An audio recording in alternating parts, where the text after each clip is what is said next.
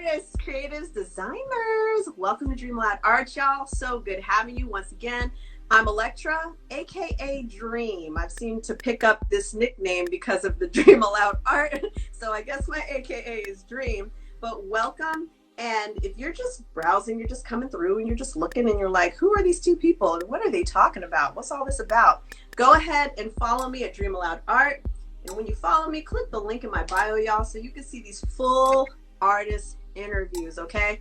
IGTV only holds 15 minutes. You and I both know these interviews are pretty extensive, okay? So it goes beyond that. So make sure that you subscribe. Also, while you're at it, in the pinned comment below is our guest today. This is Sketch. So make sure you follow him and follow his movement, okay? Don't just hit that follow button. Like, actually see what he's doing out here and what he has done in the world, okay? So let's jump on in. So Sketch, aka, all right. I guess that's the other way around. Lawrence, you want me to call you Sketch or Lawrence? I just want to know your comfort level. Cheatham Lawrence Sketch. Cheatham? No, Sketch is cool. Sketch? Oh, okay. I was like, oh, so Mr. Cheatham. But okay, all right. So Sketch, what is your introduction to the folks that absolutely have no idea who you are, what you do, anything about you? Can you, and this is sometimes a difficult question, but can you summarize your passion, what you do, air quotes, I'm an air quote person all the time, but what you do, what your passion, what your focus is? Who is Sketch? Sketch is someone who who's not really afraid of diving into that creative side of his brain, no matter how dark it is, and it's been that way since he was about 3 or 4 years old. That's when Sketch got his start. That's when he started drawing. Okay. I'm speaking. Okay. I'm speaking in the third person. I got to tell you, I really didn't mean to start it off that way, but it kind of just, it was like the opening sentence, and I kind of just went down that rabbit hole. Well, it's true. I initiated as a Sketch, and so not exactly who are you, but yeah, acceptable. You're fine. No worries. So given that, your main medium is what? Work. It's hard to say. It would be fair to say colored pencils, because that's a lot of the what I produce, and at least that's, it's a lot of the creations that I've posted have been done with colored pencils. But I really work with everything. Acrylic paints. I haven't touched oil paints yet, but we'll get to that later. But graphite, pencil, chalk, marker, pretty much anything. I think my preferred medium would probably be color pencil, though. Okay, color pencil. Yeah, mainly because I'm just showing some of your stuff to everybody here. So color pencil is your preferred, and you mentioned like acrylic and everything too, but I guess I'm looking in your more recent posts, and I'd say recent, maybe going back to about just this year. It looks like strictly color pencil. Did you use something else on some of these pieces this year? Everything I posted in the past, I want to say 10 months, has been color pencil. Color pencil. Yeah, I haven't worked with acrylics. It's been a while. It's been about a year.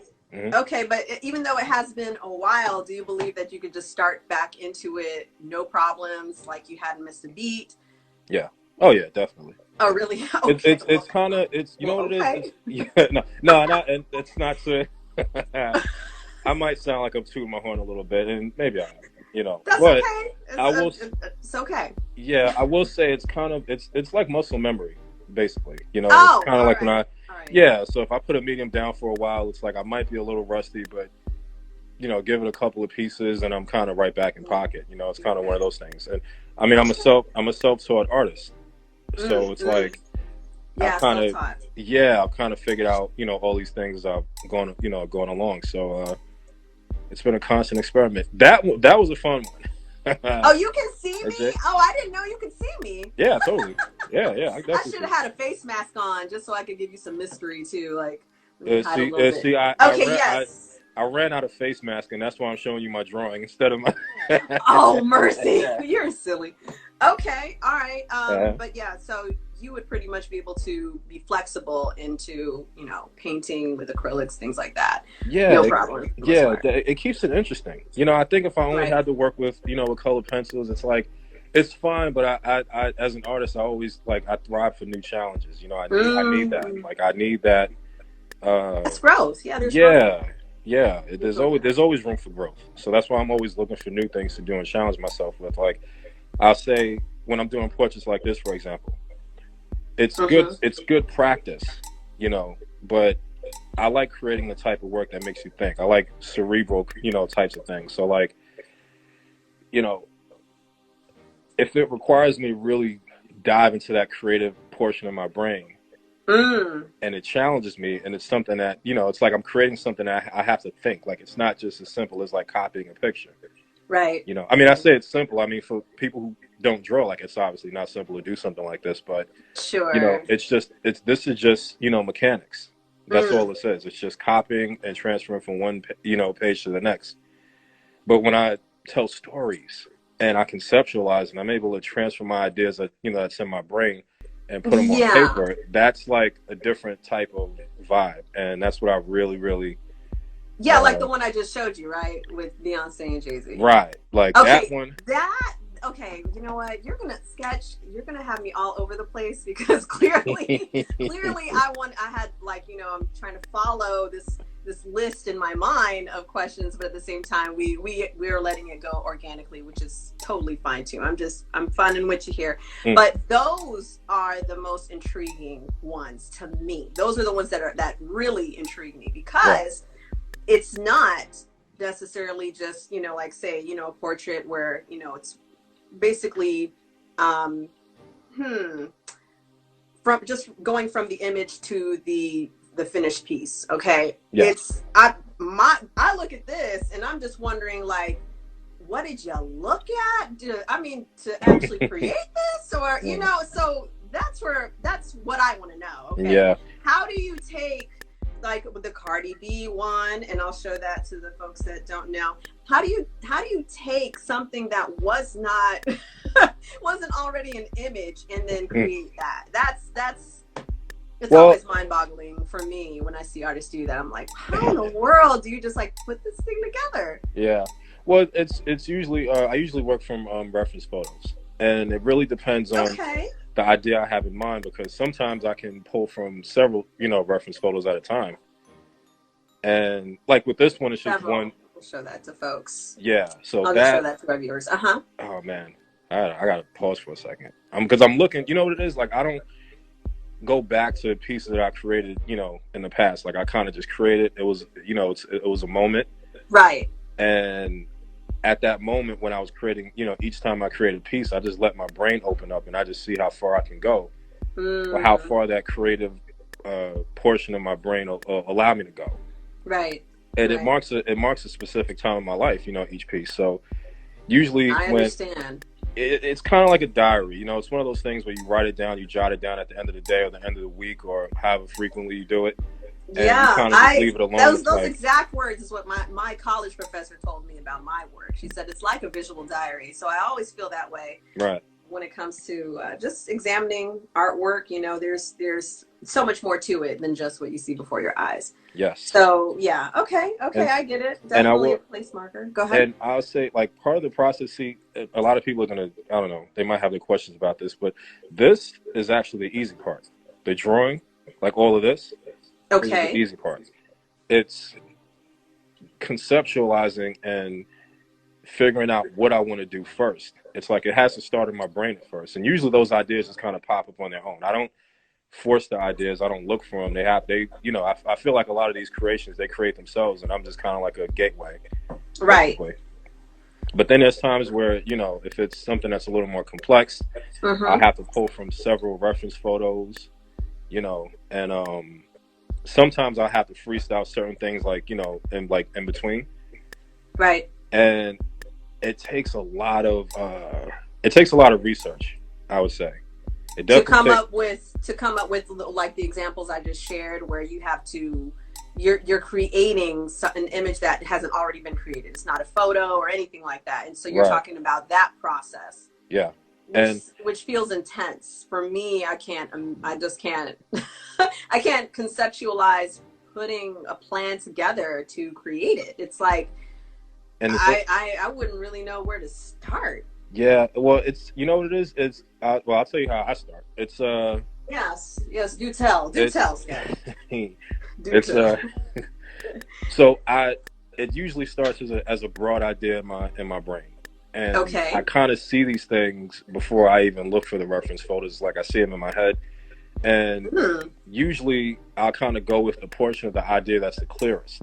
Right. Okay. And then that's Okay. when I'll take it back to either Pinterest or Google if I need to research, for photos and stuff. Then that's when um I'll find that one photo Mm-hmm. that I think That would work. But usually it doesn't stop at just one photo. So like if like let me see, what's a good example? Uh the picture, all right, so the one I just did of Drake and Adonis, right?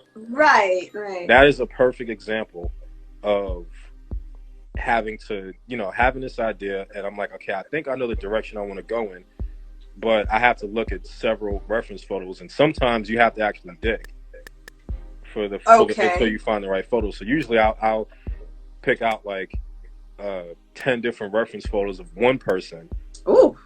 and then I have to do like a process of an elimination. So like what angle, what the lighting, which facial Mm. expression fits, like matches up closer to the idea that I kind of perceived in my head already. Right. And I'll just kind of Good do that process gracious. elimination, and then it's that kind of thing. But that takes a while, and I always make this joke with people. Uh, What? if you didn't know I was an artist and you took a look in my library, you would swear I was a stalker. Okay. Yeah, I see. no, Right, because straight of facts. looking at Yeah, all of these photos yeah. and So like, straight off a biggest, movie. biggest example was did you see? Remember that picture I did? Did you see that picture I did last year? Where it was all the celebrities' kids, and I kind of like incorporated them into that Ellen selfie that she took a few years ago. I did see that. Yeah. Wait, is it this one? Yes. Yeah. Okay, okay. Now, see if you look at that one. Yeah. Yeah, exactly. I see what you mean. I Mhm. definitely see what you mean now. Good Yeah. gracious. I probably erased maybe over 150 pictures by the time Oh, but like this is after I picked out the photos I wanted. It was at least right. about 100 that I had to delete. But a friend of mine made that comment, was like, "Yo, you look like a stalker. Like if I didn't know you was an artist, like." Hey, everybody has a process. Everybody has a process. Yeah, Like yeah. I understand. I definitely do. I get it. Like when I say I get it, I've had my wave, my run as a graphic artist, and I did all these digital illustrations. So I had to figure out what photos I wanted to use as a reference before creating these things. So I understand. I get Mm. that. I had a lot, and I was doing all the screen capturing and all that business because, yeah, I understand. Yeah. So okay, all right, respect because I mean, I don't know. I'm just kind of speechless as far as that process is concerned because I'm just wondering what the journey has been like to get to where you're at. And I want, before you say anything, I want to pause and say this to our viewers. Okay, y'all, you see the work that he produces, and note that at the beginning of the interview, he said there's always room for growth. Okay, because I have some artists out there that they're like, once I reach this particular point, but as long as you're living, you're growing. Like you're changing, and to be open to that is critical. Um, Hmm. but yeah, so what has that journey been like for you, Sketch, as far as getting to where you're at right now? You It's know, it's been a lot of because you're self-taught. I yeah, mean, a lot of isolation. okay, Yeah. all right, A lot all of, I right. mean, I've heard this a lot of, before. yeah, a lot of isolation, a lot of, but I mean, countless hours of practice though, like an unmeasurable amount of hours I spend on a daily basis creating. Mm, And mm, with that, it's like, certain things tend to take a backseat, right, right, So, but you know what it is? It doesn't feel like you're losing out on anything when you're gaining something like this, you know. right. And I don't Exactly, mean like something like exactly. this, like look what I can do, but just diving into that portion of your brain that frankly, I mean, a lot of people don't really get to. And it's like you Mm, kind of like, oh, mm. yeah, it's like I got to tell you, that sense of creativity is like something different. It's like there's no time of the day where I'm not thinking of something. For every drawing I've actually posted, there was at least about 10 other, drawings that just didn't make it. 10 other ideas, I would say, that just didn't, make the sketch pad. Oh my gosh. Wait, what do you do with those? Some of them don't even get created. They just kind of stay like, ideas in my brain, or, Oh, they don't. Okay. You probably can't see it, but you see that pile on that chair. I do. That, I think there's about like 50 pages there. Right. So wait, what about those? Those are some of some of the drawings in that pile are drawings that are actually finished, and some of the ones you've seen. But then a greater portion of that pile are drawings that I've either started, I'm about halfway through, and these are just it's like a pile of my ideas just sitting in that one space in my apartment. Oh wow! Good gracious! Yeah. So it's an ever changing, it's an ever long. But just really dedicating yourself to your craft and improving. Were there artists that you I guess pinned on the wall in your mind and said, okay, I got to get to that point, but in my own way, like my own signature style? People that you just admired, or artists that you've followed, Right. Is there anybody? Artists that I follow? Mm-hmm. Yeah, artists that you just really, let me see, use as a benchmark, if you will, and you're like, yeah, I really want to get as good as perhaps this individual, of course, with your own style, your own spin. Yeah, that's a tough one. Let me think. I think when it comes to like hyper realistic portraits like this, right? Mm-hmm. I would definitely say Heather Rooney is definitely one of my, as of last year, that's when I discovered her work. Okay. I've always been on this like, huh? Who is it? Heather Rooney. Rooney. Okay. Yeah, she's a beast. She's like, I don't know. Like I told her plenty of times, like, I don't know what fucking planet you're from. I'm sorry for cursing, but like it's definitely not here, and I need you to go back to wherever it is you came from, because there's only enough room in this town for there can only be one. All right. I get it. Oh my gosh. All right. Yeah, I actually jot her down. Heather Rooney. Okay. And she's on Instagram, I take it. She is on Instagram. Okay. This woman is phenomenal. She had a show here in New York recently. And I went out there to check her out. Yeah, I mean, just her work in person. I mean, like, if you look at her Instagram, it holds no candle to seeing her work in person. I mean, okay. I truly it never does. Oh my gosh, it never does. Like, I can only gauge what I can gauge from Instagram, but to be up close, in person is a completely different experience. I'm not even gonna lie. I truly believe that girl draws each hair strand, like hair, like strand by strand. She does like one at a time. Like, that's how. My gosh. Yeah, that's intense. Much respect. Yeah. Well, with your work, have you ever had it, in a gallery and anything of that nature, or do you have a desire to do that if you haven't done it? I do have a desire to do that. Yeah. I haven't done it as of yet. Right now, I've just been like working on just building my portfolio, to be bigger than what it's been, and to actually do a show, because I don't want to just do a show where there's a few pieces. Like, I actually want to make this an experience. So once things, bounce back to normal, then I'd probably say, this is probably enhancing that desire to actually do that. I feel like the quarantine has really increased people's, desire to interact with each other, to just, go back to the normal things, but see it with a completely different energy. Yeah.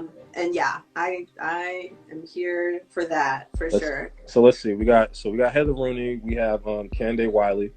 That will always forever be my inspo. He came to Virginia recently too, because I'm in Richmond. So he came to Richmond, and we have one of his statues in the front of our museum here. It was Get out of here! Really historic moment. So he was out here, and it was packed. I mean, streets blocked off. It was serious. So that's the thing. Like, that's the level of success I aspire to get to. Like, you'll get there. I need statues. But the thing is, they got statues, right? Okay. They got to catch me when I'm working out, because my weight fluctuates. So it's got to be that kind of thing going on. Y'all, make sure you go to his, you know what? I will give you a plug just because. All right, y'all. So this is him on his fitness journey. This is what he posted on his page. Oh my goodness. I saw that just like, I don't know, like half an hour before our interview, and I was like, what? Mm-hmm. So shout out to you. Big shout out to you. That's Thank man. You. Yeah. That's intense. Like everything is intense about this is sketch, okay? Everything is intense. So let's take a moment out. Let's go back. Let's go way, way, way back. What you were saying as far as your history when it comes to creating, whatever that may have been. I think you mentioned all the way to what, 4 years old? Yep. Okay, so what was your thing, I guess, you know, your earliest form of art that you could think of? Was it drawing or was it anything else? It was drawing. You know, I grew up drawing? I grew up in New York City, so I had a thing for I had a thing for the subways when I was a kid for some reason. And for reasons which I can't remember, I can't even explain, I was really, really fascinated by the A train. I'm not sure why. I think it was like my favorite color is blue. So, like, you know, the A train is like that giant blue circle with a white A. Yes. You know, yes. And when you're a kid, it's like everything looks like twice as bigger when you're a kid. So, like, to me, it just kind of looked like this giant robot with lights that, you know, you can kind of ride. Like, it was that kind of thing. So, pretty fascinating to you. Yeah. And I used to ask my mother to draw the A train, you know, when I was a kid. Okay. And, you know, she would, you know, draw it out and she would cut it and I would kind of run around the house and act like I was taking the subway. Oh, nice. So your mom was a creative too in that sense. Yeah, she was. Yeah. She used to draw a lot when I was in, she used to draw a lot when she was in high school and college, I believe. Oh, snap. Yeah. My mom too. I got to give a shout out to my mom. Nice. She took her art classes in college and everything. She's more of this hyper realism thing going on. Okay, maybe not to a T, but she draws to have it look exactly like the image. Totally freehand. I don't know how she does it, but go ahead. Get out of here. Creativity runs in the fam. I'm telling you, yes. All right. But okay, yeah, please continue. So you and your mom. Mm-hmm. So yeah, I would always ask her, you know, if she can draw this for me and whatnot, and I always had the best time. Right, so that means I always asked her. I was always pulling on her leg when she was trying to clean or cook, figure out bills or, you know, whatever, conference calls. And at some point, she was just like, "Listen, you got to figure out I got to teach you how to do this. Like, you got to start doing this yourself." So she would like literally like sit me on her lap. She would put a pencil in my hand and she would like hold my hand like this, and she would move my hand around to make shapes and everything like that. Yeah. Oh, snap. Yeah. And one day she came up to me and she asked me, "Hey, you know, do you want me to draw something now?" And I was like, "Nah, you know, I got it. I got it for me." Okay. So you pretty much took off with it. I'm pretty sure that was the first time I broke my mother's heart because she was like, "Oh no, my baby's growing up so fast now. He doesn't need me to draw." Right. Okay. Awesome. So, well, what was the education experience like going through school? Because granted, it took you time to get to where you're at right now, but were you doing things creatively that caught folks' attention and they're like, "Wow, you're really good." Since the second grade, I was very much that. Yeah. Jeez. Okay. Since I remember second grade, I was like, "Oh, maybe high school." Okay, so second grade. What were you creating? I really don't remember. Like, you know, cartoons. Okay. What else? What was I into? I don't even remember what I was into back then. Like, it's one of those things where I kind of don't. I think my mother has old drawings, but I don't look back on old things like that. Although I tell you, I would love to see drawings from when I was a kid, just to see that growth. I wish that I had my drawings. Oh my goodness, I really do. I'm pretty sure I tossed them. I had a thing for just kind of, you know, cleaning house growing up and not thinking about keeping certain items. But I really do wish that I kept more of my drawings. I think the earliest drawings that I have are from high school. Yeah. So go ahead. Yeah. So I had a fascination. Like again, creativity was something that I've always had. And I think I'll say this real quick. This is the difference between creativity and skill sets, because you always hear what, artists say, I was never trained, I never went to school. They'll say, well, drawing or creating is, something that you was born with. That is not true. That is not it's true. 1000% false. Okay, we are debunking art, y'all. Yeah. Okay. Like your creativity is what you're born with. That's the part you're born with, because it's just like the way your brain ticks. So that's the part you're born with. But like the skill sets like this can be taught. This can be cultivated.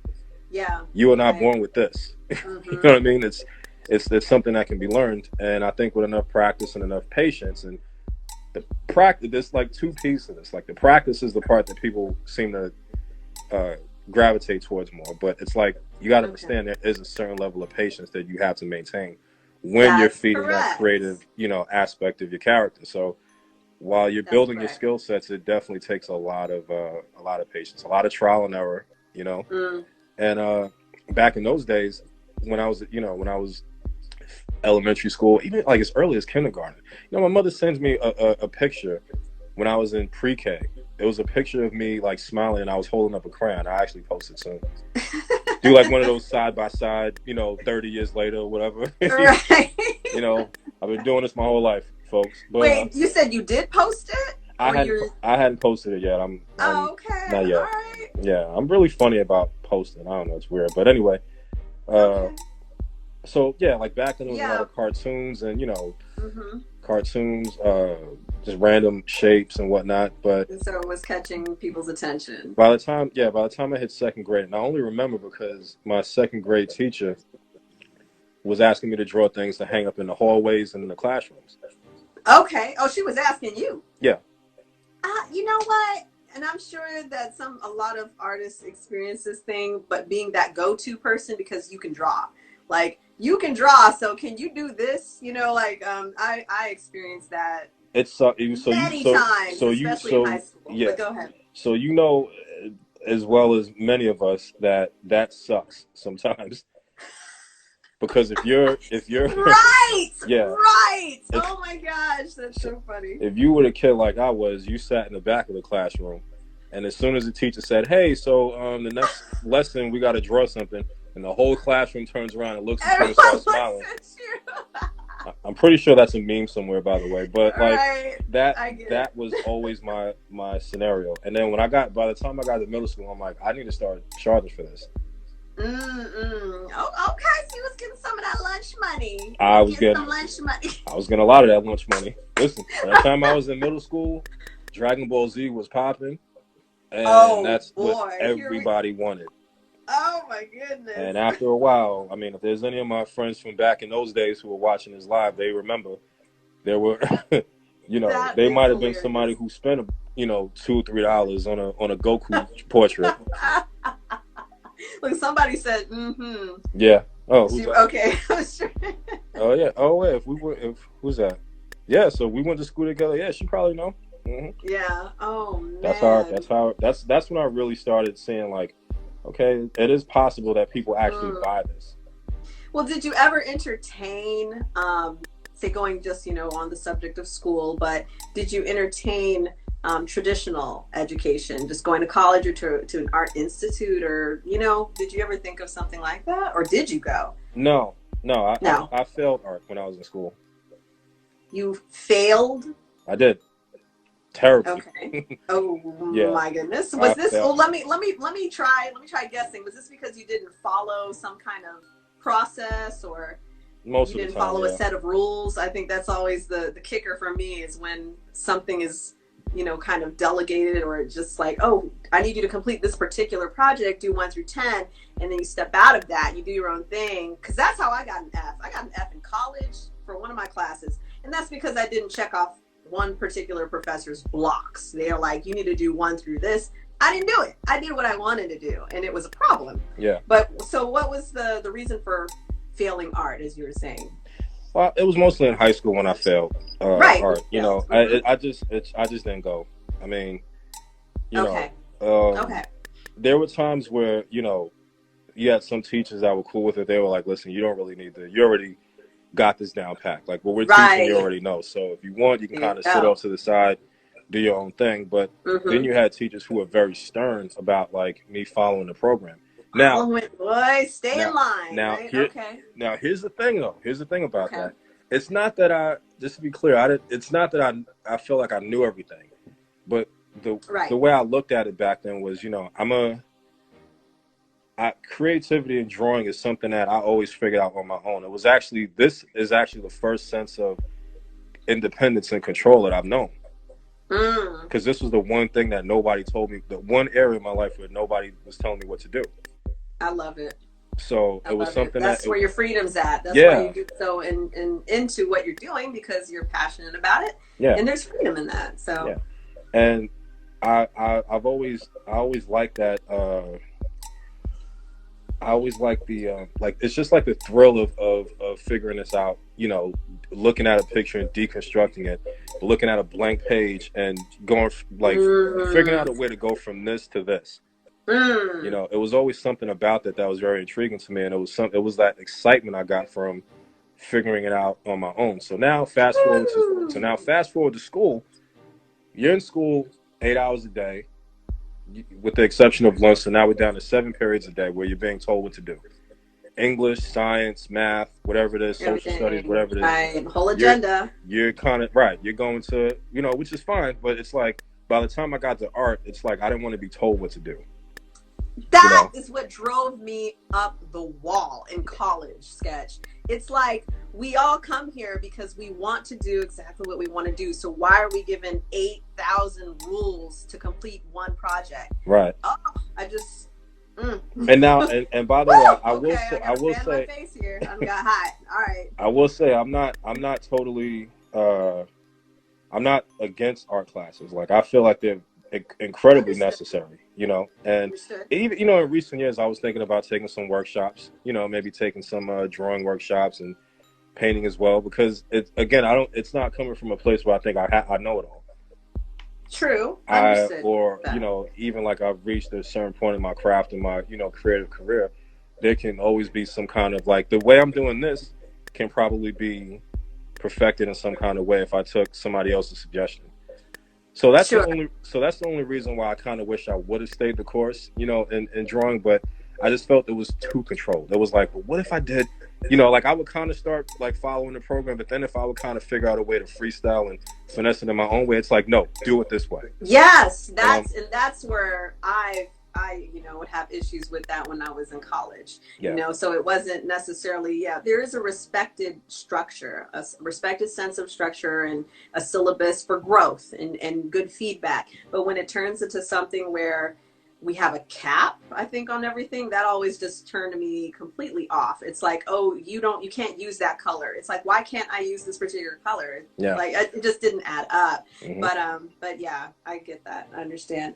So in your creative journey, what are some of your challenges and trials that really stand out for you? Well, I'll say, let's go back to 2000s, between 06 and 08. Okay, let's go back. It was more of, because this is around the time when I was meeting a lot of famous people and doing work for them, and I was just talking to a friend of mine about this the other day. Like that was a roller coaster. Like I was only 18, 19 at the time, and I'm meeting people like 50 Cent and doing work for like Eminem. So that's overwhelming, but that's exciting. But I think of the age and when you're. Yeah, it sounds like a lot to take on, even though it is exciting. It was exciting, yeah. It was definitely a lot. It was a great responsibility, but the challenges, it seems like the challenges that I faced in my creative path was more on the professional side. Meaning so building a career as an artist, which is never easy by any measure. And if it is, then I don't know, hats off to you. But, it was usually like those things. So during that time, it was like, the struggle I had was figuring out how can I get my work in front of these people without seeming like a fan.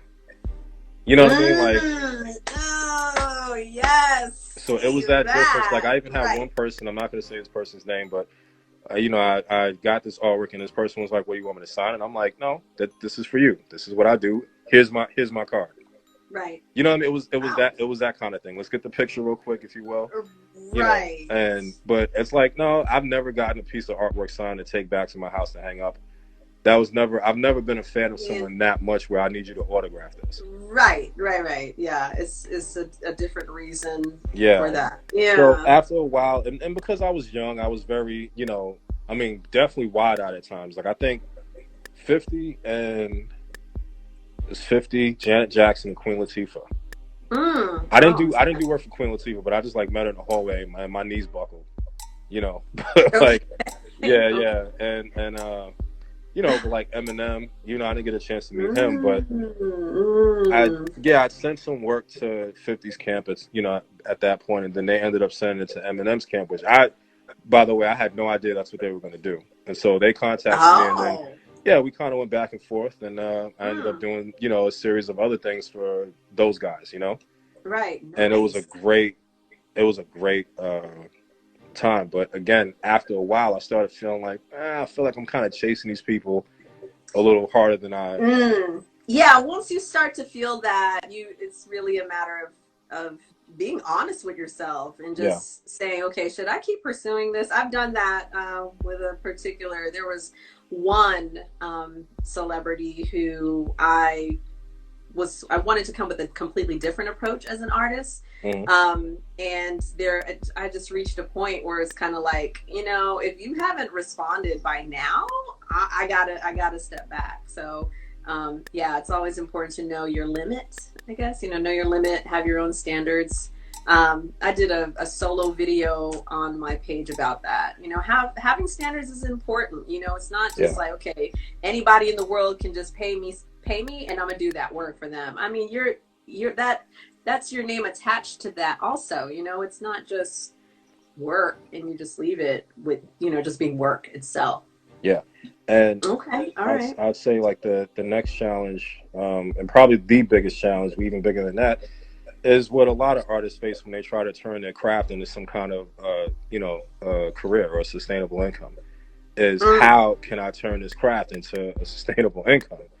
I get a lot of times, a lot of artists. Right. I get a lot. A lot of times artists they ask me, well, what should I charge? What do you feel I should charge for this? I don't know how to price my work. I'm not sure how to. Somebody's asking me for work. I'm not sure how to go about this, and I've been at that place before. I know what that's like. Sometimes you kind of get in that tug of war where you don't want to undervalue yourself, but you don't want to come off greedy at the same time. Yes, but what I usually share, and I'm careful with what I share, but I share that if it was me, whatever price point you put on it, stand by that and be confident about that.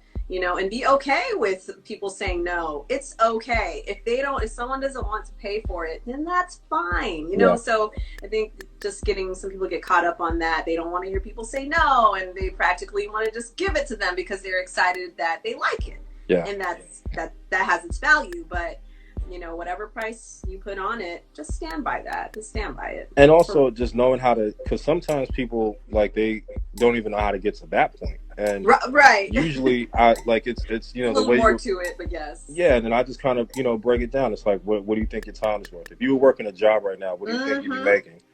Thank you. Yeah. Oh my goodness, I've had this conversation with so many artists. There was one guy that one artist, I just was speaking to him about his paintings, and no matter whether anyone thought it was good or not, I just asked him, how long did it take you to create it? Period. And he said it took him about 3 days. And I said, how much would you just off the top sell it for? He said maybe about $20. Yeah. Man, I was like, I said, look, I ain't here to judge, but all I'm saying is that if it was me, it would just not, that is no. Yeah. I'm not okay with that, but however you feel, I respect it, but all I'm saying.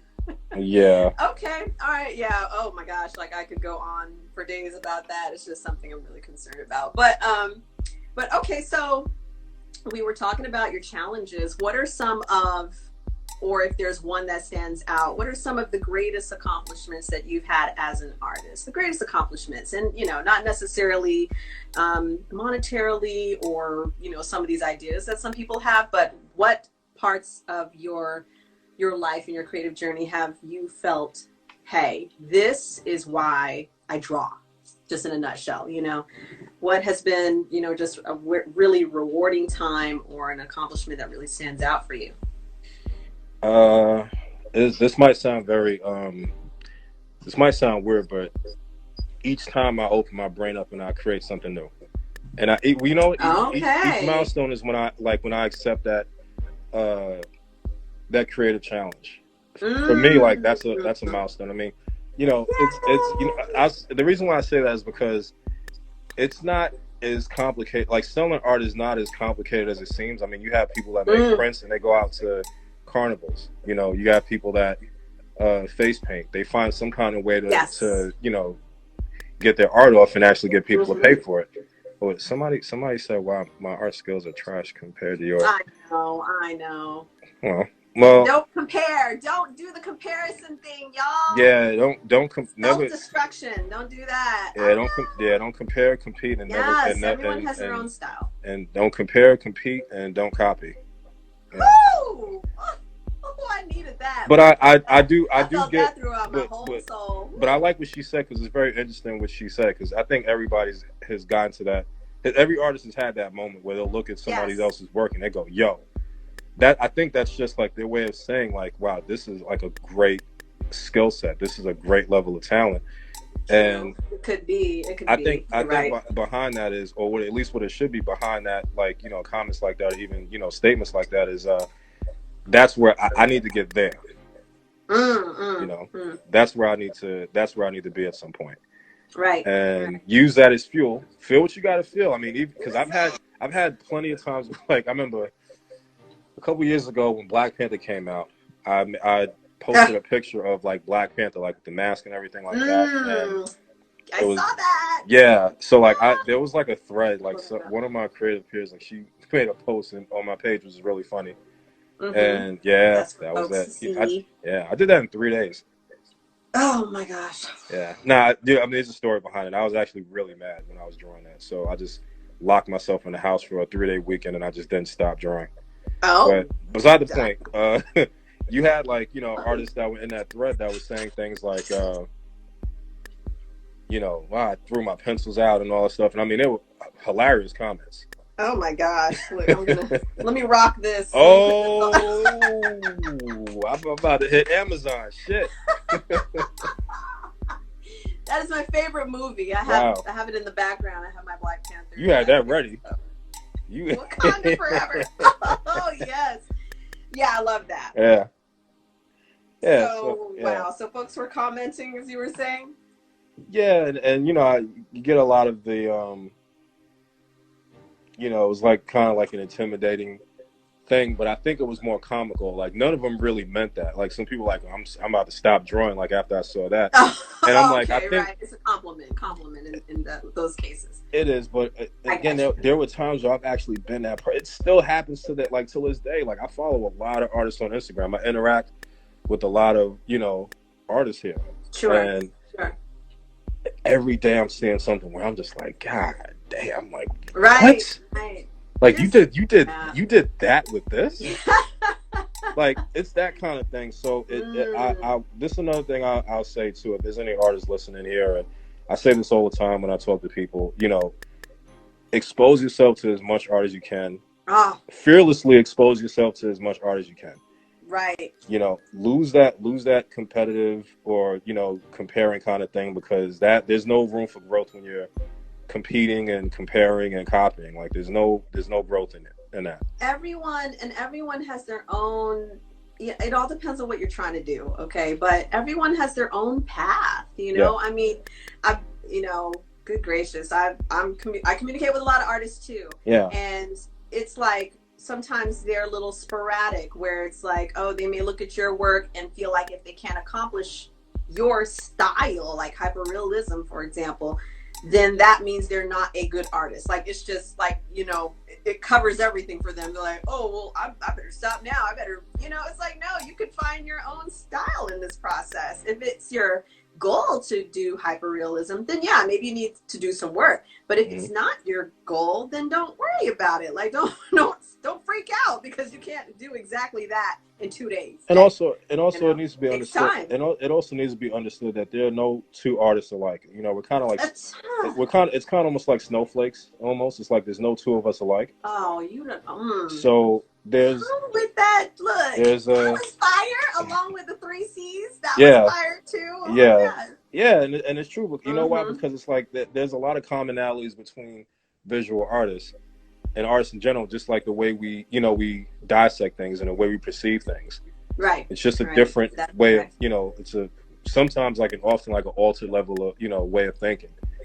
So if you don't create, what one person does, then your chances are like your brain just doesn't tick the way this person does. Like if I look at like if I'm drawing this and I'm looking at, let's say Heather's one of Heather's portraits.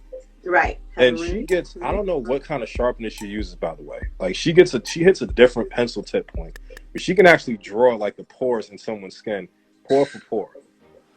I have to see. Like her page. Oh my gosh. So it's like at that point, and when you see, somebody of a certain caliber, whether they might be a little more experienced and that's all it is. It's not better than, it's not anything like that. It's yes. You just had more experience in what you're doing. There you go. So that's okay. Use that time when you see somebody that's like crushing it, study, like, analyze what they're doing, study what they're doing, and at some point, then you kind of take that, like once you do that and you kind of take it back to your kitchen, you start cooking up your own thing.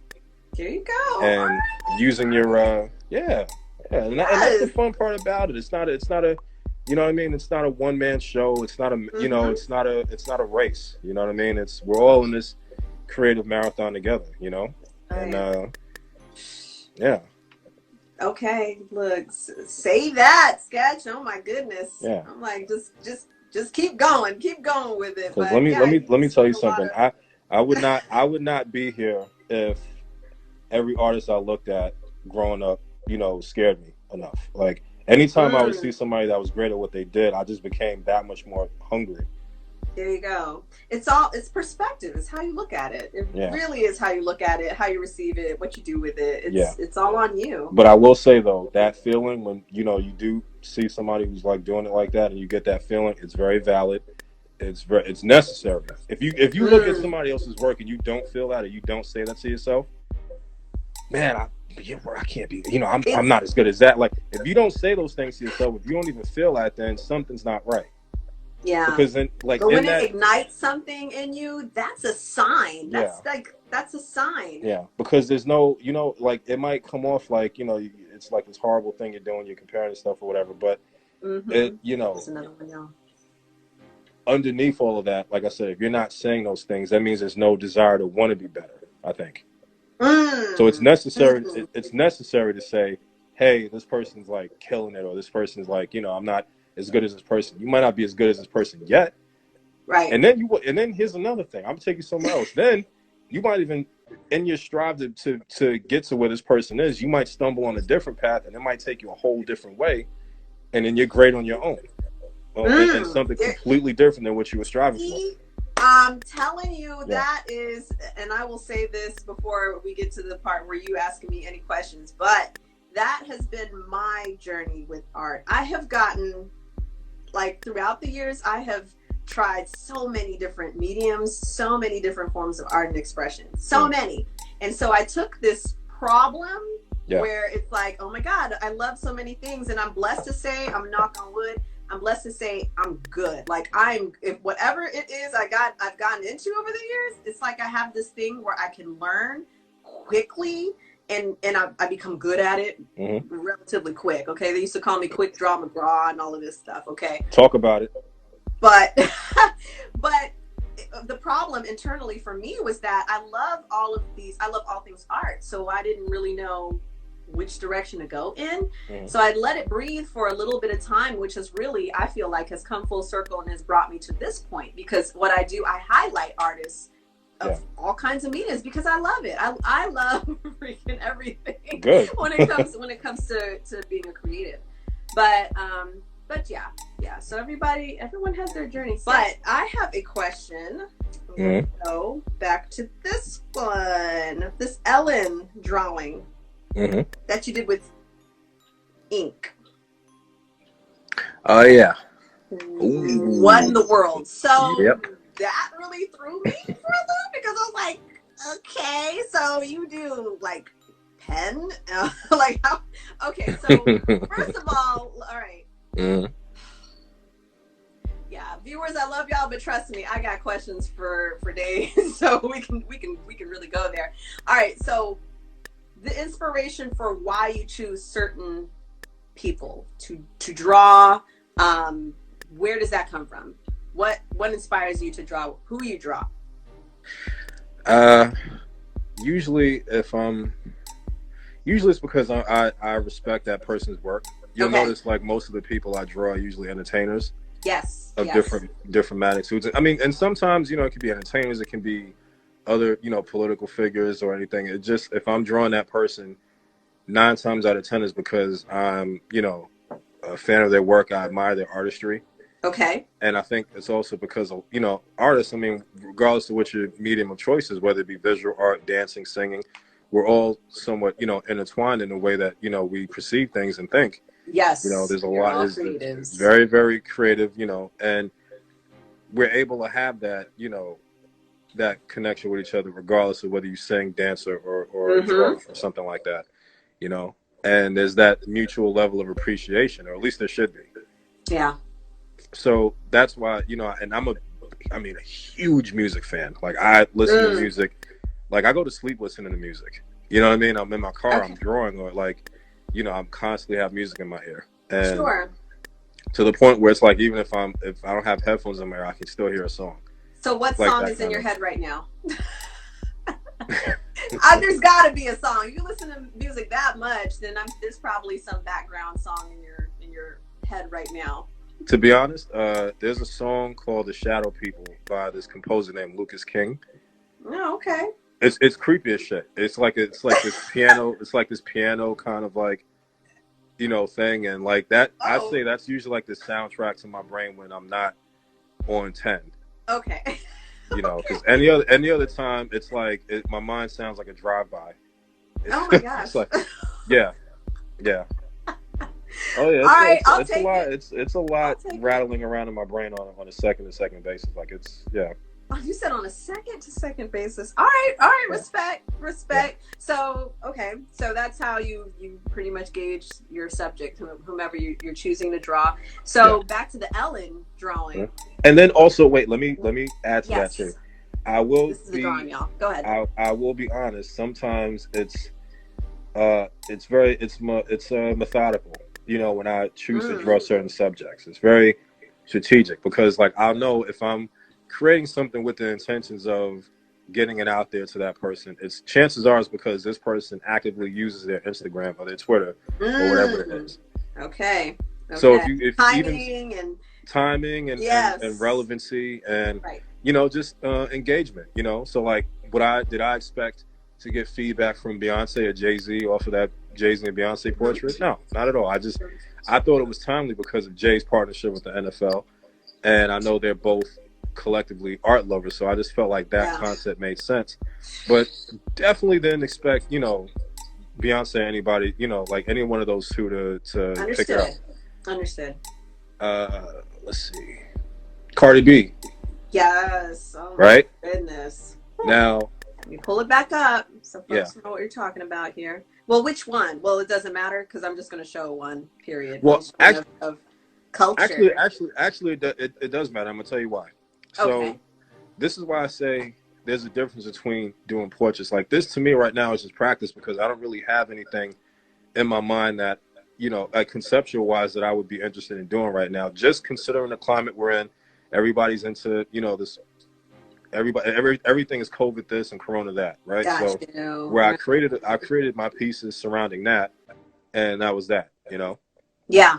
So I saw that. The one of the Statue of Liberty? Statue of Liberty, yep. Yes. Yeah. Okie doke. So I'm gonna show that to our folks real quick so they know. That was fun. My gosh. I was like, no, he did not. But very well done. But see, that picture you just Good showed, like gracious. that's a clear example of the type of artwork that I prefer to do. You know? Ah, Yeah, okay. because again, Huh. you got to it's you're putting yourself in this. I put myself in a space where I got to challenge myself creatively. Mm. This is not it. This is just See, practice. be open to the challenge. Okay. Yeah, Yeah. Oh yeah. yeah. Like doing portraits at this point is not. It's not a challenge. It's just it's good practice. So that's Oh why I my like doing gosh. those types of concepts. And if it's something that makes me either laugh to myself or it makes me think, or I just have like that Okay. explosive portion in my brain, I'm like, all Right. right, if this is the reaction that I got from my own thought, chances are somebody else is gonna have the same thing. Yes, especially if I used to say when it gets to that point where I impress myself, Yeah. where I look at it and I'm like, dang, okay, like I did that, okay. So it's probably Yeah. going to impact others too. So this Ellen drawing, okay. Hmm. How, oh my gosh, I'm okay. I'm like, what was the process like? How long did it take you? Like, what in the world? We'll start Somebody, with that. How long did it take? I think I just saw somebody ask, do I only draw famous people? No, Oh, okay. I draw pretty much anything, anything really. Okay, portraits of non-famous people. Sure. Okay, Yeah. got you. Hmm. Now Thank you for that question. The Ellen portrait was Mm-hmm. did that at the top of 2017, and I was kind of like getting into doing portraits with pen because I forgot who I seen. I saw like an artist do like this ridiculously like realistic portrait with pens, and I Oh never done it before. my So I'm like, gosh. man, I'm like, I wonder what that's like. But if I Woo! can imagine, it's probably a lot of cross hatching involved. So let's get a pack of Bic Uh, pens, and see what I can do with it. So um, I tried the cross mm, hatching. This is how I experiment when I'm embarking on something new. So okay. for example, with these color pencils, I started using these about 7 years ago. Okay. And before I even knew which colors there were, how these pencils even agree with each other on paper, Mm-hmm. I Mm-hmm. would I Which would is take important. this, I would take the pencil and I would do this, you know, with all these different colors, and I would just kind All of go right. from like dark to light, Testing them and I out. and then Okay, I would seeing how they take feel. that, and then I would take like another color and just kind of color into that just to see how just see Sure. how they would blend. Yeah. And it was the same thing with those pencils. Well, I mean, with those pens that I used for the Ellen portrait. And there was only one portrait I did prior to that was the Whitney Houston one. I did a portrait of Whitney Oh Houston using yes. pens. I saw that one. There's that. I don't know if that's on Instagram or not. Oh, I might oh, have it taken it was down. on the video. That's where I saw that. Okay, it was on the video of you painting your daughter as Mona Lisa, Yeah. which Mm. I really got like emotional. No. And then I shared it with someone else who got emotional with me too, and I was like, "You see what I'm feeling?" Yeah, that was a moment. Okay, all right. So that's where I saw the Whitney Houston piece. Yeah. And it was I would say that was definitely challenging. And because there's no blending, there's no Right. erasing obviously. It's like if I I always mess said this that up, pen is unforgivable. It's yeah. just so, oh my gosh. But So, I will say though, that's like a that's if you're talking about challenge, like that's because that when you're doing cross hatching with pens and you're trying to achieve that realistic look when you're doing portraits or whatever right. it is, you have to that puts you to the test of, oh man, if I did a line too dark, if I made a mistake, how can I somehow color around this to kind of Yes. Yeah. How get do you rid of get it. past So it? How yeah, do you yeah, get past it? Yeah, right. instead of just kind of like disregarding the Whew. whole thing.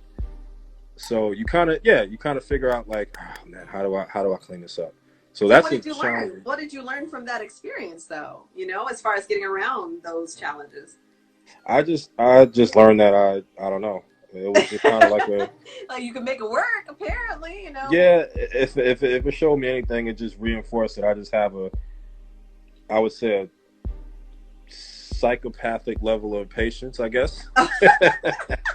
Like that's all it is. Oh my That's gosh. yeah. I believe it. I believe That's it. all it is. I Mhm. believe it. Well, I have a lot of respect. Yes, for you as an artist for sure, but for those who take on these mediums where patience is very necessary, or it may not happen. Like, you can't just create it in 1 hour, you know. And I was fast. I was fast, and I'll pat myself in the back. I was really good, and so that was my strength. My strength was speed. So my weakness was patience. It's like, oh my gosh, are you serious? That could take me a month to complete. Well, then I'm not gonna do it, you know. So that's where I was at before. I have so much more patience now, but yeah, I've always respected any craft that really takes time, you know, and it takes care to get to that finished product. So that's what's up, Sketch. We got to get to these questions. Yeah. I'm curious about what we have in the stack here. Okay, so let's go. You know what? Let's go with con artist question here. Okay, he says, "I feel like a proud little art brother." What advice would you give to inspiring? He said that? What's that? He said that? Yeah, he said, "I feel like a proud little art brother." What advice would you give to inspiring concept artists, or probably aspiring? Yes. Oh, that's where it is. So, so like they tap the question thing, and then it kind of and they drop a question in there. The Q&A. It's Q&A from the viewers. All right, so this is again. This is my second time going live. I have no idea how this works. I'm a so it's Q&A time. Yes. All right. Let's see what he said. What advice do you give? Aspiring concept artists. Thank you for the question. Yeah, that's a really good question. Harvey, thank you, con artist. Again, not being afraid of accepting any creative challenge that comes your way. So if you come up with, you know, an idea, it's like understanding that, okay, there's a certain level of confidence you have to go into that with, that I don't think should be ignored. Because if you're coming up with a concept that, you know, I would say, for one, you know, you want to give people something they've never seen before. Right. So again, this is why stuff like this is not like, it doesn't satisfy that creative portion of my brain, because again, I'm just copying a photo. Sure. But if I'm coming up with something like, I don't know, the Statue of Liberty wearing a mask, holding toilet paper with Lysol, right. So you don't see stuff like that, and you have to be prepared for that moment where people just kind of like, either they accept it or they don't. And you're gonna get that, you know. But I would say during those times, it's important when you get these ideas to take whatever idea that's prominent that's dominant in your brain, and see how far you can go with it. You know, and understand that it's gonna take some time, and you know, and I mean, it's exciting, you know, because you don't know. It's like if you're skilled at doing portraits like this, you can kind of like understand and guess, like, okay, if I'm taking this reference photo, chances are I'm going to create the exact same thing. This is how it's going to look. Right. You know?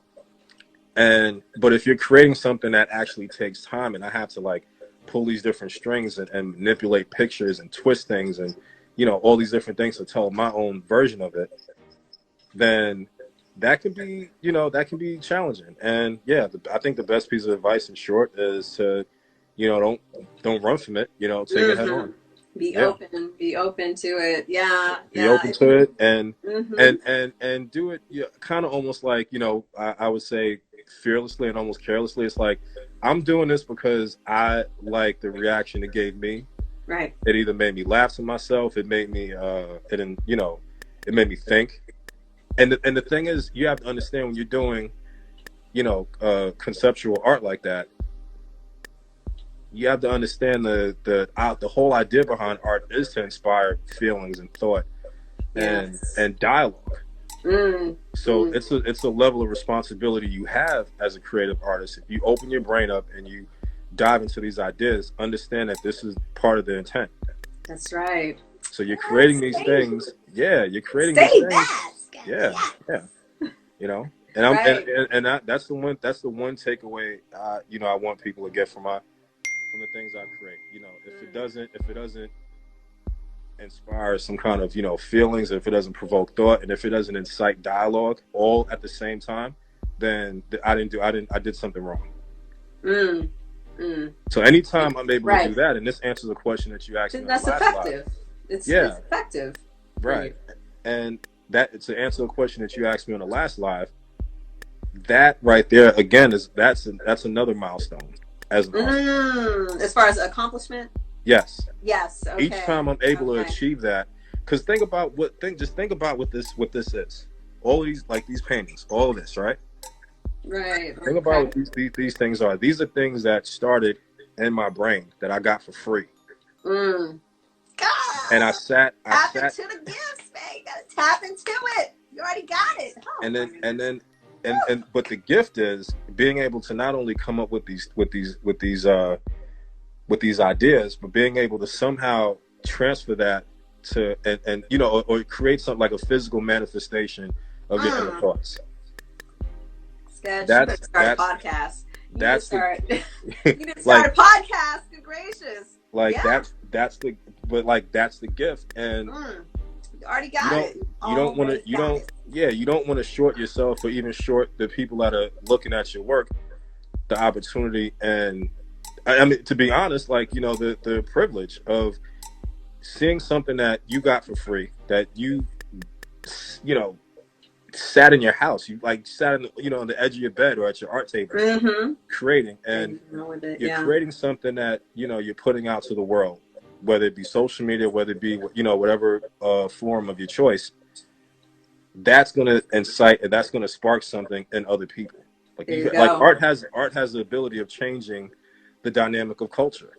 Whether it be visual art, music, dance, movies, like in any way, any medium of choice. Real movement. Yes. So I think, you know, most artists will probably tell you that is like one of the goals. And each time you're able to achieve that, that's a milestone in itself, because sometimes it's not like the money it's a good, you know, portion of it, but side effect it's good. It's a good. I think honestly, side effect, but it's passion is it's a good side effect, yeah. But it's just something satisfying beyond monetary value. It's just something about. I'm telling you. It's just, you know, it's just something that's like rewarding beyond, you know, getting a check, about like creating something, like taking something out of your brain and creating something that can inspire or move somebody else. I'll tell you this real quick. I got to stop going real quick. So I came up with a piece on abortion about 10 years ago. Okay. And this was at a time where I wasn't really doing portraits like straight out. Like I was just like really going into some, you know, crazy parts of my brain. And it was a lot. My work was really dark back then. But I did this portrait on abortion, and I remember it got received. You know, it had mixed feelings about it because it's a sensitive subject, of course. Okay. And I had like this woman. She messaged me on Facebook, and she says, "Your drawing couldn't have come at a better time, because I was on my way to the abortion clinic until I saw your piece, and then that kind of just made me change my mind." So like. That right there, like those are those moments where, like, any artist, if you experience something like that, forget about this, like the like I said, notoriety, the fame, and money, and all that stuff. That stuff is great, right? But if you're able to, you know, get into that space where your art is affecting people in any kind of, whether it be something like that, so that extreme, or what any extreme it is, or even if you just, you know, inspire somebody who's never drawn before to, you know, I don't know, buy a paint by numbers coloring book or something. Whatever like, is meaningful to you in that moment. It's just like, wow, you know, that's pretty serious. Yeah. That's the greatest. That's one of the greatest achievements of being an artist. Like I said. Yeah. Yep. I'm just absorbing the moment from that you just shared. That is really something. Yeah. And I mean, you never know. And I usually send this message to artists, but like I'll DM them, especially someone new that I've connected with, and just let them know that you never know who, you never know how you'll make an impact or who you'll impact. You just never know. So just stay on that creative path, because I mean, it's a movement. It's real out here. Yep. You matter. Yeah. And do a podcast. You got some folks in the comments. You're like, oh my god, like they're waving their hands and all this stuff. It's like, yeah, I'm looking at them now because it's hard to draw and look at the comments and try to but yeah. Listen, everybody, I hope you take something from this. Yo, taking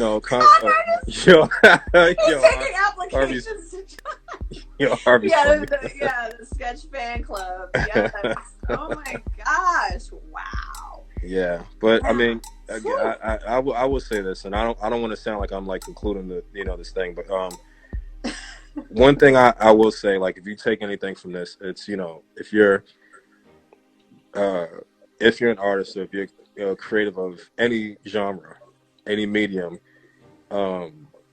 remember why you got into it in the first place. Ooh. And that's what's going to carry the forefront. Yes, that's what's going to carry you to anywhere you want to go. And it's not easy. It's easier said because you're going to have moments that are going to be. I want to share my experience. I'm raising my hand. This is Sketch's forum, so I want to share my experience of having to do with exactly what you said. Okay, is remembering why you started. Yeah. So early in the game of me having this page, and I was featuring artists and I was highlighting artists, and I had some solos where I'm just having one-on-ones talking about someone's artwork, kind of like the featured artist video that I did on my story about you. But my my page was at a different point. Okay, so I had a lot less followers, maybe a couple hundred or something. But I was already getting offers from artists to, hey, can you blog for me? Hey, can you, just shout out my artwork and have something run a campaign of some sort of promotion, campaign for 3 weeks, 4 weeks. And I had to decline. I had to decline these folks. A lot of, offers that were pretty lucrative. They're like, hey, I would pay you to blog and I'd pay you to do this and the other. But I had to remember, okay, exactly what you said, the reason why I got started. I got started to represent all artists. I'm not here to just represent one person. Yeah. Although I would love to continue, giving shout outs to that person, then let me be great and do that. But to restrict myself to only certain artists above other artists, I just couldn't do it. I'm not this is an equal opportunity kind of thing when it comes to what I'm doing. Mm-hmm. So yeah, that's my testimonial, and it has making those decisions feels good. It feels good because I did put that on the forefront. This is what we stand for. We represent all artists. We respect all artists, and we're not changing that right now. It's not something I want to do right now. I have fun doing whatever I want to do, and just flowing and vibing with artists and creatives out here. So, Oh gosh, Sketch. Oh my gosh, con artists, put me on the list for the fan club. Okay, put me on the list. I'll run the account with you. Okay, I'll run the Instagram account with you. Yeah, that was funny. So we did have one more question. 10 years later, let's get to the other question. This one's from Alanosis. She says, complete the sentence. Art is important because. I feel like you did complete that sentence. But no, for actually, the sake of her inquiry. Wait, what was it? Or her statement, rather. Art is important because. It's essential for growth. Yay. It is. It is. It's critical. On a deeper level, y'all, we are all creatives. Every single one of us. It's just whatever path we choose to express ourselves that can vary. Okay, so Sketch, thank you so much. We're moving into the other part of our interview, but thank you for all of that good energy and good information that you shared with us of your background, your experience, just everything. Thank you so much for that, which based on the comments, I think a lot of people found it to be very valuable for them. Yeah.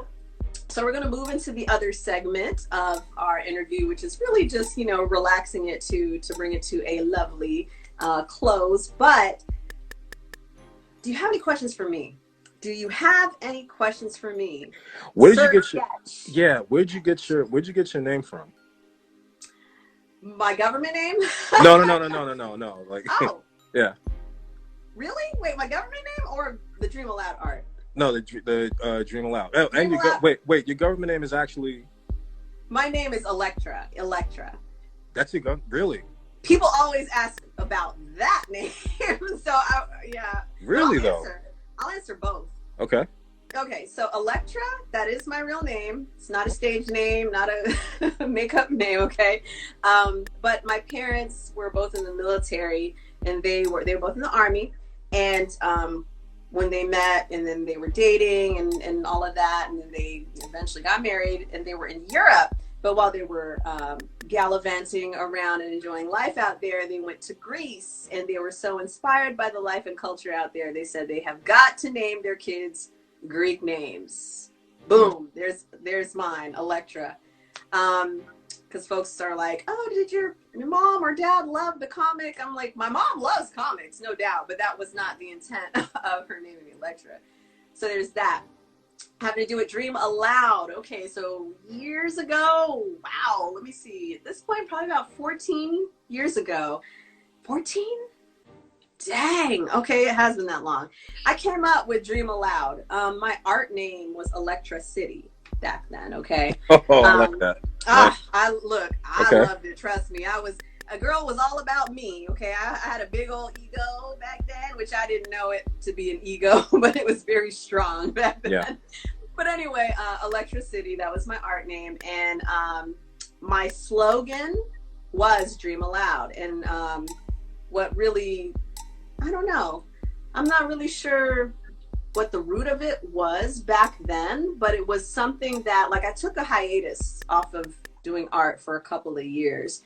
And like nothing, like I was doing absolutely nothing creative along these lines at all, okay? And upon coming back, that's one thing that really stood out to me was the whole point of DreamAloud. It just meant something really different. It meant something deeper, and I'm not quite sure what that was or is, but I guess I'd say if it's a matter of actually answering what that deeper meaning is, it's just doing what your heart truly desires, not what everyone else wants you to do. You know, do what resonates with you, and you know, basically whatever that dream is, just stand in your truth with it. Stand in your truth. That's interesting. I want to add to that point too. You want to know what's funny? You want to know how I came up with my nickname? What, Sketch? Yeah. Oh, okay. Well, how? I didn't come up with that nickname. I got it when I was about 14 or 15. Oh, okay. And, so your fan club, they named you. No, well, it was more like, you know, people I hung out with. So like, you know, okay, all right. During that time, I kind of like lived in an era that wasn't so great, but so I always used to hang out with, you know, with the older guys. You know what I mean? And you know, they were hanging out. You know, they were doing, you know, some things and certain things I wanted to be part of at that young age. You know, because these things were glorified. You know what I mean? And so I wanted to, you know what I mean? I wanted to, like, you know, just kind of get down with the crew. And even like back and remember, so art is something I've always been known for ever since, you know, elementary school. So now I moved to this area and it's like people are kind of, you know, they know me to be this artist. And when I wanted to involve myself in certain things, they actually had the foresight that I probably didn't even have at that point. They said, listen, you have something that none of us have. We're not going to let you get caught up in this. You know what I mean? You want some money. If it's about money or whatever, we'll hit you off and we'll, you know, that's that. But you're not going to get involved in this. Like, you know what I mean? Because this ain't for you. Like, this is something that you need to be focused on. So then that's where I got the nickname Sketch. And I got to tell you, I hated that nickname at first. Hated it. Okay. Hated it. You know, but I also, you know, understand I'm not the best at coming up with names myself. So now, fast forward to about 17, 18, this is when we were airbrushing, you know, on the T-shirts and clothes and stuff like that. And I was all about that. Someone said that in the comments. Somebody mentioned when you spray painted something. Yeah. Okay, yeah. So that's when I really started getting my name out. And a lot of this starts, one thing I also want to mention, a lot of, you know, if you're building your platform as an artist, you have to understand that a lot of this starts at home. It starts in your hometown. Any artist you've ever heard about who's, you know, risen to some kind of success or fame or whatever it is, you'll usually notice that a lot of their support came from their hometown. Yeah. Yeah. You know what I mean? That's why you always hear people, I rep my city and all this other stuff, because that's where it starts. And eventually you start blossoming into something else, and you start circulating more. It just becomes too big for your city. Right. And now you moved on to other things. So it's always important to keep those people in mind. And I always said this, like when I really, really started taking off with the funds, then each one of those guys that gave me my nickname and kept me off the streets is getting a check. Because they, essentially were part of, they essentially were part of what, got me out of something that could have really crippled me, for a long time. So that's powerful. That is so powerful. And everything for a reason. Yeah. So then when I got into it was really when I got into like airbrushing, because then I was able to be my own walking billboard. So I would always just kind of do it for myself because I thought it was cool. Oh, stop. See, oh my goodness, Scotch. I can't fool with you anymore. Oh my gosh. Like, I was doing of course, like graphic illustrations and things like that. But what really popped my work off, if you will, was that I had it screen printed on screen printed shirts, and they sold it at a boutique back home in Tennessee. Oh, it was like a super big deal. I had a fashion show, and I sold my stuff online. I had a little shop. And we started. It's free advertising. This is right. like the way, like what we did back then. This is before the Facebook and all that stuff. Like wearing our shirts and matching sneakers and hats and spray paint and all that stuff. That was our social media. That was our social media. So like. That's right. Like real social, like really socializing. Yeah. And that's how I was able to really like get my work around. And so that was so that's how my nickname came about. And if there's anybody in this on this live right now that know me from those days, they'll be able to tell you as well. Like that's where they really started getting to know who I was, and I started making a name for myself around town. And one other thing I actually, before, because I'm going to be getting ready to wrap this up soon. Yes. I do want to touch on something that's also, put the pencil down again. Hang on. All right. Creative block. Oh, Lord. This is very important. This is very important. I got to touch on this real quick. Any other artists there's 11 viewers in there. Any of the 11 viewers in here are artists. Understand that writer's block happens. Writer's block, creative block happens to every artist. Sure. It's a shitty. We know this. It's a shitty feeling. You know what I mean? Nobody likes to go through it, and frankly, a lot of us probably wish that it was never part of the package deal. I will say it's probably more essential than those creative surges. Unpopular opinion, but when you have those creative lows, it feels like. You kind of feel useless. You kind of feel, listen, I'm not producing. What am I here for? What am I doing? Right. Okay. I'm not being the best version of myself. I'm not, whatever it is that motivates you to draw. You're not getting any of those things because you're not putting anything out. I get it all the time, but it's essential for growth. Writer's block and creative block is essential for growth because sometimes you need that downtime. You need to go through some things. You need to experience. Yeah. There you go. I was waiting. I was just listening. I was just trying to hear you out, Sketch. But I was thinking, you know what? I'm about to let him know my theory on it. Yeah, and that it's is necessary. My theory is that you need to step away from it. Step away from it and do something fun or whatever. Get away from it for a moment. Come back. Writer's block is very essential. Creative block. It's very healthy for creative growth. You need that break, and you gotta and during that break, you're gonna experience life. Because think about this when you're think about this when you're so it's kind of like the blades of a chainsaw. They kind of like it goes around, it comes around. It's kind of like that thing. So that creative low. Metaphor king. Oh my gosh. That creative low. That just resonates when you do that. But go ahead. Yeah, like that creative low that's because all right, your creativity seems like it's stagnant, but it's really not. What you're doing is your creative brain just kind of, I guess, told you, listen, you need to get out of the sketch pad, get away from the canvas, and let life happen.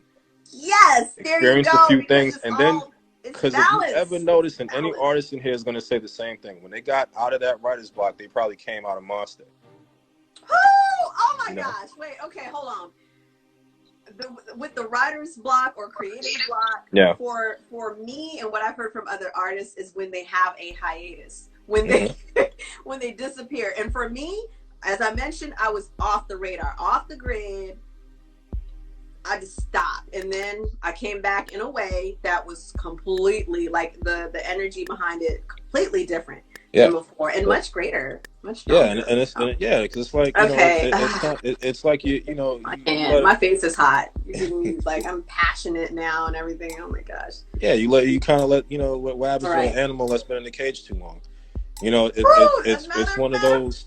Metaphor king. It's one of those. But it's one of those things, for sure. And I'd say if you're fortunate enough, you're gonna be in that space where look, Harvey just said it. You got to recharge. And that's a portion where you're recharging. Yes, so most definitely. Oh my gosh. And that's when when you're an artist, that's when your level of patience is truly tested. It's not when you're doing this. This is part of it, but it's how you maneuver through that creative block. Is like that's the biggest test of patience. Okay, I'm with it. And don't force and don't force your way out of that creative cage. Marinate in that for a little bit.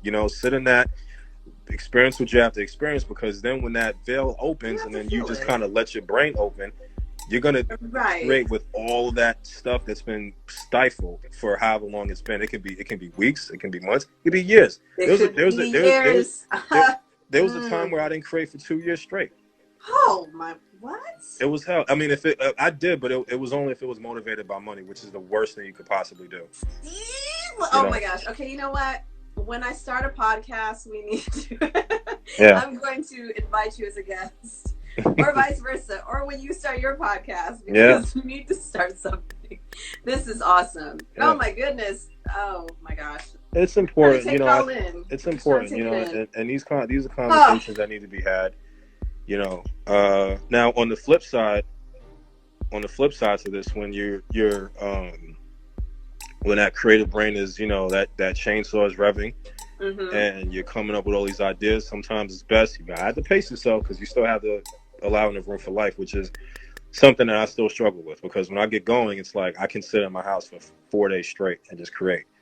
But then you're not, you get to a point where that candle kind of burns out, then you're like, yes. But that's why, take advantage of the times when those ideas, take advantage of the times when those ideas are coming, fluidly, and get as much, done as you can.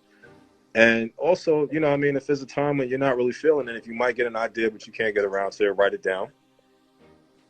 Yeah, it's very important. Have something handy or close to you, like your little notebook or something. You jot stuff down. I had one of those for years, like the same notebook, small little notebook for I think 4 years. Okay, so just kept it close. When an idea came, jot that down. Yep. Sketch. Oh my gosh, we've got to bring it to a close. Yeah, I know. We'll be here for a while. Ago. I know. Oh my gosh. Yeah. Oh, it's so much. It's a lot. I don't know if you're up for a part 2. We may need to do a part 2. Another. But anyway, I'm just putting it out there because this could be very. It's just valuable. This is a really valuable talk because again, there are a lot of talks that need to be had. That's I'm part of that movement. Like, let's make these things a conversation, and you're part of that movement too. Who's it said? Somebody said I'm on a long hiatus. Listen, you'll be out of this soon, brother. That's right. I mean, you gotta kind of just trust the hiatus. I think that's just what I felt. I felt like I needed that. I needed a break because I was just too deep into it. Like I was so deep and I was so overwhelmed. And that was really something I brought upon myself. So sometimes you just have to take that break and trust the hiatus. And also realize that we're not in control of it. It's the creativity controls us, because you ever notice you can't control when that writer's block comes and goes. Will you please goodness. It's not up to us. It's not up to us. It's my gosh. So you know what I mean? Dropping gems. Oh, yeah. Lord. We're not in control of it. Like again, all these ideas that I get, I don't look for them. They find me before I find them. So, but you gotta trust, right? You gotta trust. Those things will come to you. When you start trying to like force, that's the best way I can describe it. Like try to force something to come through. Like maybe if I just focus on that one dot on the wall, really like for like hours, then it's gonna change to something else. Like, okay, if you're all about it, I'm all about it with you. Okay. But for me, it hasn't been like that. Trying to force things to happen or like it's a dance, but it's a dance that to be conscious and aware of it is vital. It's very imperative to just be conscious of the way you think or the way you feel. Yeah. But sketch, oh my gosh. Okay, we need to move on to the word game because doggone it, I want to get this word game going, and then I want to know about some shouts that you have to give to other artists. Okay. Mm-hmm. So satisfy my need for humor, more humor here. Okay. Mm-hmm. So I'm gonna do a word game. It is just a lighthearted word game. There is no right or wrong answer. It's just to see what goes on in the mind of the Sir Sketch. Okay. I had to add the V in the Sir. All right. So what I'm going to do, I am going to call off five people that you have drawn. Okay. Oh, and I want you to tell me what is one item you think that they carry on them at all times. Okay. At all times. Something they have in their pocket, something they have in their purse, whatever. Okay. But one thing they always have with them. Okay. Are you ready? Probably not, but yeah. Okay. The first person, what do they have on them at all times? Rainn Wilson. And for folks that don't know who that is, that's Dwight. Dwight off of the show The Office. What does he have on him at all times? Probably an axe. An axe? Yeah. Okay. Seems like the kind of guy that would about like on the show he'd have weapons on him. Or I feel like he's kind of always in character, you know. Right. Yes. He probably has one he probably keeps it in the trunk of his car. You know, most dudes would be like, "Yo, I'm about to hit the trunk." You know what that means? He says he hits the trunk, then he's bringing out a battle axe. Yeah. I believe that. I heard him on an Oprah podcast, and it sounded like he was still on the set of The Office. I mean, it just sounded like the exact same personality. But okay, all right, nice. The next person, Cardi B. What does Cardi B have on her at all times? What does she have? That's you know what I don't know if I could do you that. You want to skip? I gotta skip. I can't do that one. I can't. Yeah, we gotta skip that one. The next one is Lizzo. What does Lizzo have on her at all times? Lingerie. What does she? What's she have? What? You said one item, right? Yeah, something she has. Lingerie. Lizzo. I feel like she just walks around the house with lingerie just for no reason. Like, you know what I mean? Like, you know. Oh my goodness, my eyes. Okay. All right. Next, we only got two more people. The next person is Drake. What does Drake have on him at all times? Or available? Tissue. I say that as an honorary light skin. Comrade. Tissue. Oh my goodness, Sketch, I'm gonna get you. I have an eyelash that just went into my eye over here crying. Okay. All right, and the last person is Michael B. Jordan. I saw you drew him. Michael B. Jordan, what does he have on him at all times? Jesus. Michael B. Jordan. I'm gonna give my disclaimer. Watch how you speak on Michael B. Jordan. Okay? You see, I'm not really quick on my feet with that one. I feel like he carries breath mints a lot.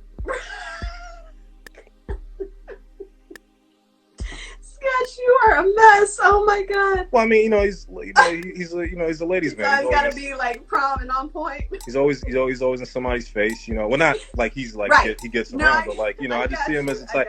Listen, if I looked that good, I would carry breath mints around every single day. You know. Yeah. Oh my God. Okay. Good answers. Well, you know what? No. Yeah. Are you changing? Don't change your answers. No, I'm gonna add something. I feel like he also keeps a picture of his mom in his wallet too. You know what? He loves his mom. Yeah. You are so right about that. I bet he does, though. I bet he does. I put money on that he does. Yeah. No. Sketch. Oh yeah. Okay, so see, one eye is red, and I'm just glad that you can't really tell. Like I could tell. All right. I hope you wash your hands before you did all that. Oh my goodness. Okay, now you got me conscious. Stop it. All right, Lawrence, aka This is Sketch. Do you have any shout outs? Anybody you want to just holler at real quick? No. Okay. Okay, cool. No, I'm kidding. No, I got to my brother Con Artist. Everybody who checked in on his live. I see there were a lot of hands waving, between this one and last one. Yeah, this is great. Shout out to everybody that tuned in. Awesome. And, it's all love, y'all. So Sketch, thank you. We have enjoyed your time. Thank you for spending some time with us. No, thank you for having me. Viewers, shout out to y'all. Okay, much love, Sketch. I will hit you on the DM. Yeah, do that so we can discuss part 2 and 3 because there's a lot of shit we. Yeah, I know. Yeah. Tell me about it. We will have talking points and subjects and things like that as we go forward. Okay. Yeah. Awesome. Thank you so much. Okay, I'm gonna close it out from this end. I'm gonna disconnect yours from this end. Okay. Yep. All right. Take care. Peace. All right, y'all, that was amazing. Oh my gosh, that was so valuable. What a valuable talk, y'all. Y'all make sure you drop some comments on his work. A thank you, a shout out to him. If you repost his work, give him some credit, y'all. Viewers, I love you. Thank you so much for coming through. You always light up my heart with these questions and comments and just your good energy, okay? So RTA stands for what? What's RTA stand for? It stands for respect the artist, because that's what we do all day, every day. RTA. Hello. And DreamAloud, y'all. Make sure you go to the link in my bio and subscribe on YouTube so you can see this full interview, y'all. Oh my gosh, this one's a lengthy one too. It's about an hour and 35 minutes. So make sure you subscribe. IGTV only holds 15 minutes, right? Okay. So I'll be seeing y'all soon. Peace from here to the Far East. Love y'all.